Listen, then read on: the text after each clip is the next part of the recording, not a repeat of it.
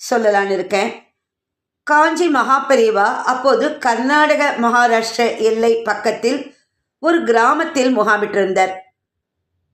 மகான் அந்த இடத்துல முகாமிட்டிருக்கிறார்னு தகவல் சுற்று வட்டாரங்களுக்கு பரவி திரளான பக்தர்கள் மகாபெரிவாளை தரிசிக்க வர ஆரம்பித்தார்கள். அதை தவிர தமிழ்நாட்டிலிருந்து நிறைய பக்தர்கள் மகாபெரிவா தரிசனத்துக்காக இந்த கிராமத்தில் வந்து சேர்ந்தார்கள். எந்த வசதியும் இல்லாத அந்த கிராமமே ஜேன்னு இருந்தது. சந்திரமௌலீஸ்வரர் பூஜை முடிந்து தீர்த்த பிரசாதம் கொடுத்து பிக்ஷை என்று சொல்லப்படுகிற தனது எளிமையான ஆகாரத்தையும் முடித்துவிட்டார் மகாபெரிவா. பிக்ஷை பூர்த்தி ஆன பிறகு தாமதமாக வந்த பக்தர்களுக்கு அருள் புரிய வேண்டும் என்பதற்காக மகாபெரிவா மீண்டும் வந்தார்.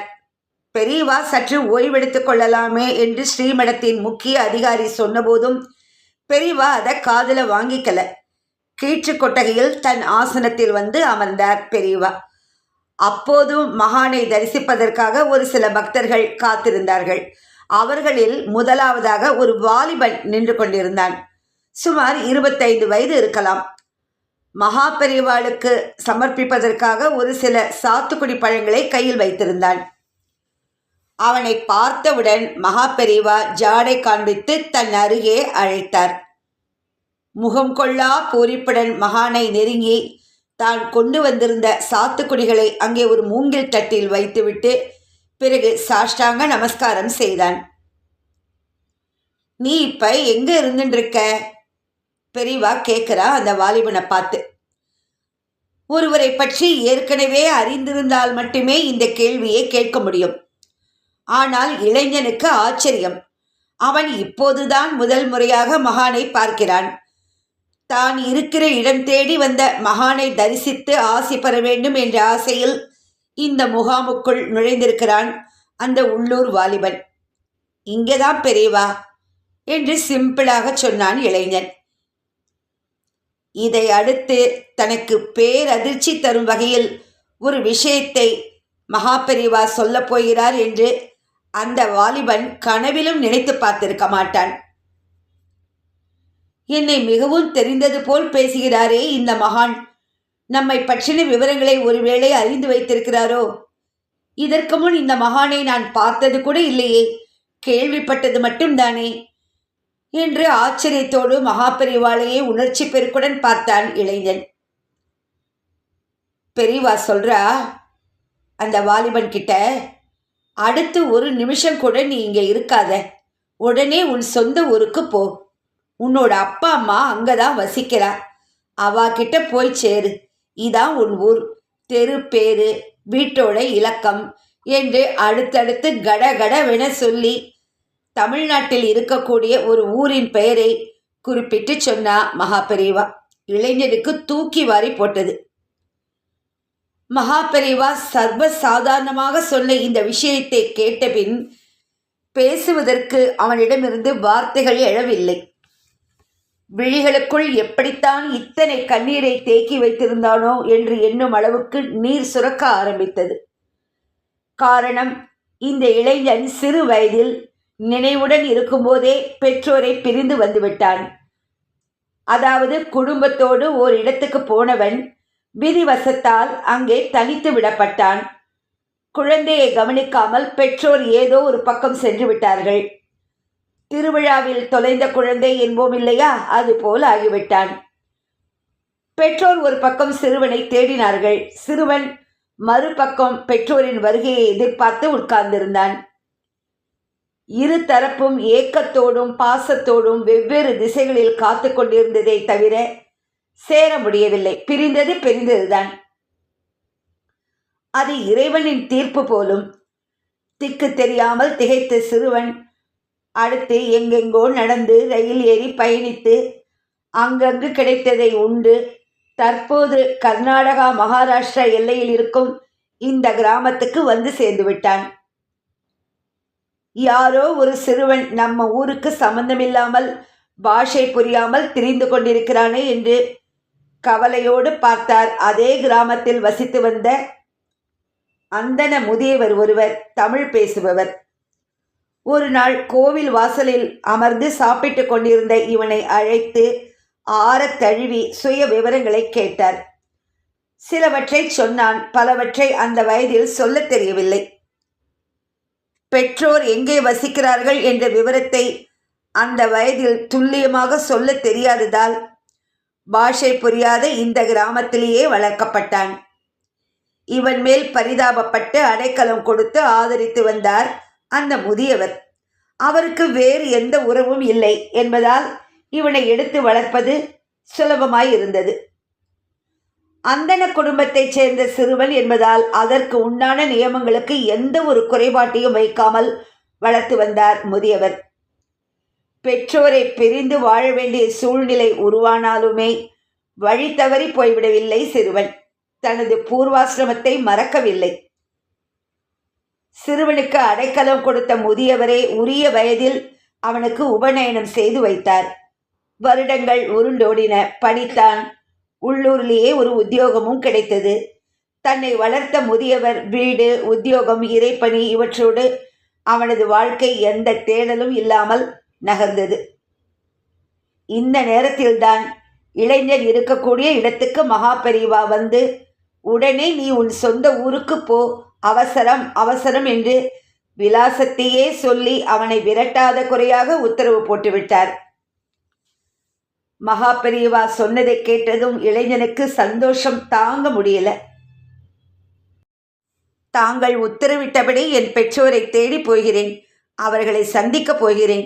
என் உள்ளத்தில் இருக்கக்கூடிய பாசத்தை அவர்களிடம் வெளிப்படுத்தப் போகிறேன் என்றெல்லாம் பரவசப்பட்டு மகாபெரிவாளுக்கு மீண்டும் ஒரு சாஷ்டாங்க நமஸ்காரம் செய்தான். கிளம்பு கிளம்பு, அப்புறம் எப்போ முடியறதோ அப்போ என்னை பார்த்தா போரும் என்று இளைஞனை விரட்டி கொண்டிருந்தாரே தவிர அவனிடம் ஏறெடுத்து அடுத்து ஒரு வார்த்தை கூட பேசவில்லை மகாபெரிவா. பிரசாதம் பெற்றுக்கொண்டு வீட்டை நோக்கி ஓடினான். வளர்த்த ஆளாக்கிய முதியவரை கட்டி பிடித்து கொண்டு எல்லாவற்றையும் ஒப்புவித்தான். அனைத்தையும் கேட்டவர் குரல் விம்ம தன் சந்தோஷத்தை வெளிப்படுத்தினார். தன் மேல் துண்டால் தன் விழிகளை துடைத்து கொண்ட முதியவர் அந்த இளைஞனது கண்களையும் துடைத்தார். மகாபெரிவா கண்கண்ட தெய்வம். அவரது ஆசியோடு இது இன்னைக்கு நடந்திருக்கு. உடனே புறப்படு என்று அவனது துணிகளை ஒரு பையில் அடைத்து அவனிடம் நீட்டினார். முதியவருக்கு தெரியும் இவன் மீண்டும் இங்கே திரும்பி வரமாட்டான் என்பது. எனவே முடிந்த அளவு தன் பாசத்தை அவனிடம் வெளிப்படுத்தி வாசல் வரை வந்து அனுப்பினார். எங்கோ தனித்து விடப்பட்ட தாய் பசுவும் அதன் கன்றும் இன்னும் சில மணி நேரத்துக்கு பின் சேரப்போகிறது. பிரிந்தவர் கூடினால் பேசவும் வேண்டுமோ? இவன் புறப்படட்டும் என்று தன்னை தேற்றிக் கொண்டார் முதியவர். கிடைத்த ரயிலை பிடித்து மாறி மாறி பயணித்து சென்னையை வந்து அடைந்தான். பசி தூக்கம் மறந்து போனது அவனுக்கு. பாசமும் தாபமும் தானாக வந்து பற்றி கொண்டன. சென்னையை அடைந்த பிறகு மகாபெரிவா குறிப்பிட்ட கிராமத்தை அடைவதற்காக ஒரு பேருந்தை பிடித்தான். அவன் முகத்தில் தொடர் பயணத்துக்கான சலிப்போ அலுப்போ தென்படவில்லை. மகாபெரிவா குறிப்பிட்ட கிராமத்தை அடைந்தான். அவர் சொல்லி அனுப்பிய தெருவை கண்டுபிடித்தான். குறிப்பிட்ட கதவிலக்கம் கொண்ட வீட்டை அடைந்தான். கிராமத்து வீடு பெரிய வீடு. ஏதோ விசேஷம் இன்றைய தினம் நடக்கப் போகிறது என்பதை உணர்த்துவதைப் போல அந்த வீட்டின் வாசல் பகுதி முழுக்க மெழுகி சுத்தப்படுத்தப்பட்டிருந்தது. வீட்டினுள் வேத பிராமணர்கள் தென்பட்டார்கள். ஆனால் மங்களகரமான நிகழ்வுக்கு உண்டான படிக்கோலமும் அதை சுற்றிய காவிப்பட்டையும் வீட்டு வாசலில் தென்படவில்லை. வீட்டு வாசலை அடைந்ததும் வெளியே வைக்கப்பட்டிருந்த ஒரு பித்தளை அண்டாவில் இருந்து நீர் எடுத்து கால்களை கழுவிக்கொண்டான். அம்மா என்று குரல் கொடுத்தபடி வீட்டினுள் சென்றான். கன்றின் குரலை கேட்ட தாய் அடுக்கலையிலிருந்து ஓடோடி வந்தாள். வேத அந்தணர்களுக்கு உதவி கொண்டிருந்த தகப்பனார் நிமிர்ந்து இவனை ஏற இறங்க பார்த்தார். 4-5 வேத பிராமணர்கள் அமர்ந்திருந்தனர். அவர்களுக்கு முன்னால் பித்தளை செம்புகள், தட்டுகள், பூஜைக்கு உண்டான பாத்திரங்கள், தர்பை பொருட்கள், இப்படி. தாயும் தகப்பனும் நொடி நேரத்தில் மகனை அடையாளம் கண்டுகொண்டு ஓடி வந்து அவனை இறுக அணைத்து கொண்டனர். பீரிட்டு வரும் அழுகையை இளைஞனாலும் கட்டுப்படுத்த முடியவில்லை. பெற்றவர்களாலும் அடக்க முடியவில்லை. வீட்டு விசேஷத்துக்கு வந்திருந்த வேத பிராமணர்கள் நம்பவே முடியாத இந்த காட்சிகளை பார்த்து பிரமித்து போனார்கள். ஏன் நம்பவே முடியாத காட்சி? இந்த பெற்றோருக்கு இருக்கக்கூடிய ஒரே மகன் இவன், அதாவது இப்போது வந்து சேர்ந்திருக்கக்கூடிய இளைஞன். விதிவசத்தால் பெற்றோர் மகனை பிரிந்து சரியாக 12 வருடங்கள் நேற்றோடு முடிந்துவிட்டது. இந்து தர்ம சாஸ்திரப்படி கலியுகத்தில் தந்தையும் மகனும் 12 ஆண்டுகள் பிரிந்திருக்க நேரிட்டால், அதாவது ஒருவரை ஒருவர் சந்திக்க இயலாமல் போனால் அந்த உறவே இல்லாதது போல் ஆகிவிடும். அந்த காலத்தில் மகன் தகப்பனை விட்டு தொலைந்து போய்விட்டான் என்றால் 12 வருடங்கள் வரை விடாமல் தேடுவார்கள்.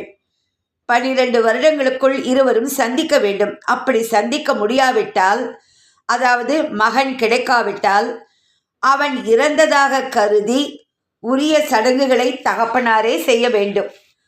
ஆனால் இங்கே இருக்கின்ற மகனுக்கு திதி. இதுதான் விதியின் கொடுமையா? மகன் உயிரோடு இருக்கும்போது அவன் இறந்ததாக கருதி திதி கொடுக்கின்ற தந்தையை எங்கேயாவது பார்க்க முடியுமா? இந்த பரிதாபத்தை என்னவென்று சொல்வது? மகன் இறந்ததாக கருதி இன்றைய தினம் ஸ்ராத்தம் கொடுப்பதற்கு உண்டான ஆயத்தங்களை வீட்டில் உள்ள அனைவரும் செய்து வந்த வேளையில்தான் அந்த ஒரே மகன் இதோ நான் உயிரோடு இருக்கிறேன் என்பதாக வந்து நிற்கிறான். எப்படி இருக்கும் பெற்றோர்களுக்கு? கண்கள் உடைந்து விழிகளில் நீர் பெருக தாயும் தந்தையும் மகனை அடையாளம் கண்டுகொண்டு கட்டி அணைத்தார்கள். பல வருடங்கள் கழித்து தாயின் ஸ்பரிசம் தன் மீது பட்டதால் நெகிழ்ந்து போன மகள் தன்னிலை மறந்தான். ஓவென கதறி அழுது தாயை அணைத்து கொண்டு தேம்பினான். குழறினான். எப்படியடா மகனே, இத்தனை ஆண்டுகள் கழித்து நாங்கள் இங்கே இருக்கிறோம் என்று தெரிந்து, அதுவும் இந்த உறவு அறுபடுகிற நேரத்தில் வந்து எங்கள் மனதில் இன்பத்தேனை பாய்ச்சினாய் என்று அவனது தாடையை பிடித்து கேட்டாள் தாய். மகன் சொன்னான், அம்மா, மகாராஷ்டிரா கர்நாடகா மாநில எல்லை பகுதியில் ஒரு கிராமத்தில் வாழ்ந்து வந்தேன். விதியானது எப்படியோ நம்மை பிரித்து விட்டது. ஆனால் மகாபெரிவா என்கிற கருணை தெய்வம் நான் வசித்து வந்த பகுதியில் எழுந்தருளியது நம் குடும்பம் செய்த பேறு. அந்த மகான்தான் உன் வீடு இந்த இடத்தில் இருக்கிறது என்று விலாசம் சொல்லி என்னை உடனே புறப்படுமாறு அறிவுறுத்தி கிளம்ப வைத்தார். நடமாடும் தெய்வமாக நம்மிடையே விளங்குகிற அந்த மகானின் ஞான திருஷ்டிக்கு எல்லாம் தெரிந்து, ஒரு நிமிடம் கடந்து போனாலும் நீங்கள் திதி கொடுத்து விடுவீர்கள் என்று அறிந்து சரியான நேரத்தில் என்னை உங்களுடன் சேர்த்து வைத்திருக்கிறார். நாம் அத்தனை பேரும் அவருக்கு ஜன்மம் முழுக்க நன்றி கடன் பட்டிருக்கிறோம் அம்மா. திதி செய்து வைப்பதற்காக வந்த வேத பிராமணர்கள் இந்த உரையாடல் அனைத்தையும் பிரமிப்போடு பார்த்து கொண்டிருந்தார்கள். பொதுவாக இது போன்ற அற்புதங்கள் எல்லாம் நடப்பதற்கு சாத்தியமில்லை. மகாபெரிவாளின் பரிபூரண அருளால்தான் உங்கள் குடும்பத்தில் இத்தகைய அற்புதம் நடந்திருக்கிறது என்றார் அவர்களில் ஒருவர். அந்த வேத பிராமணர்களை பார்த்து தந்தை, இப்ப ஸ்ராத்தம் செய்வதற்காக ஏற்பாடு செய்து வைத்திருக்கிறோமே, என் மகன்தான் எங்களை வந்து அடைந்து விட்டானே, இனி ஸ்ராத்தம் எதற்கு? அதற்கு பதிலாக சந்தோஷமாக நாங்கள் வேறு என்ன செய்ய வேண்டும் என்று கேட்டார். அதற்கு, இந்த ஸ்ராத்தத்தை அப்படியே சமாராதனையாக மாற்றிவிடுவோம். சமாராதனை என்பது வீட்டில் நல்ல விசேஷம் நடக்கும்போது செய்யக்கூடிய வைபவம். அதற்குரிய மந்திரங்களை ஜபித்து கல்யாண சாப்பாடு போல நீங்கள் அளிக்கிற உணவையும் அறிந்துவிட்டு உங்கள் அனைவரையும் வாழ்த்திவிட்டு நாங்கள் செல்கிறோம் என்று வேத பிராமணர் ஒருவர் கூற அனைவரும் ஆமோதித்தார்கள். தன் எதிர்காலமே என்னவென்று தெரியாமல் வாழ்ந்த இந்த மகனை அவனது பெற்றோருடன் இணைத்து வைத்த மகாபெரிவா சர்வேஸ்வரனின் இன்னொரு